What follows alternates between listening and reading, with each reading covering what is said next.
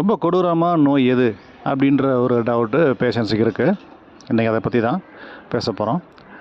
என்னோடய ஒப்பீனியன் சொல்கிறதுக்கு முன்னாடி பப்ளிக்கில் ஹார்ட் அட்டாக் பற்றி ஒரு தாக்கம் இருக்குது. ரொம்ப கொடூரமான நோயின்னு நினைக்கிறாங்க. அது மாதிரி கோவிட் ஒரு காலத்தில் மோசமான நோயாக இருந்தது. அதே மாதிரி கேன்சர் இன்றைக்கி வரைக்கும் அதுவும் ரொம்ப ஒரு ஃபேட்டல் டிசீஸ் தான். பட் ஏர்லி ஸ்டேஜ் பார்த்தா க்யூர் பண்ணிடலாம்.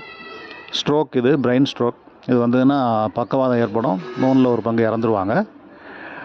இது ஒரு கொடூரமான நோய் தான். அது மாதிரி கிட்னி ஃபெயிலியர் உங்களுக்கு ரெகுலர் டயாலிசிஸ் பண்ணிட்டே இருக்கணும். டயபெட்டிஸ் இருக்குது, சுகர் இருக்குன்னு நிறைய நோய்கள் இருக்குது.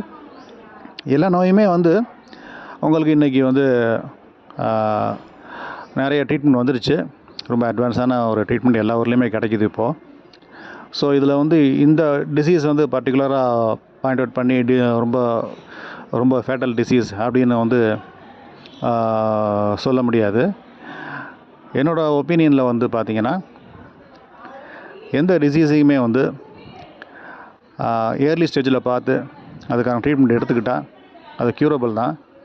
சாதாரண ஒரு சுகர், ஒரு டிபி, இல்லை அந்த ஹை பிபியை கூட பலரை மரணத்துக்குள்ளாக்குது.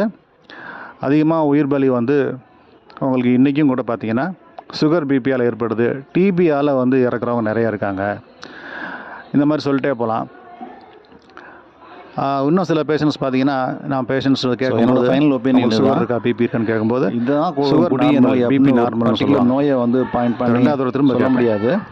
சுகர் நோய்க்குமே இப்போ ட்ரீட்மெண்ட் வந்துருச்சு. அப்புறம் சொல்லுவாங்க ஆமான்னு. பட் பல ஆயிரம் மக்களுக்கு பேஷண்ட்ஸ் ரொம்ப அசட்டையாக இருக்கிறது, இறக்குறதுக்கு அந்த அளவுக்கு கேர் எடுக்காமல் இருக்கிறது தான் ஒரு நோயை ரொம்ப ஒரு அக்கறை இல்லாமல் ஃபேட்டலான ஒரு கொடூரமான நோயாக தவிர இருக்கிற ஒரு மனநிலை தான் பர்டிகுலராக இதுக்குன்னு நோய் இல்லை.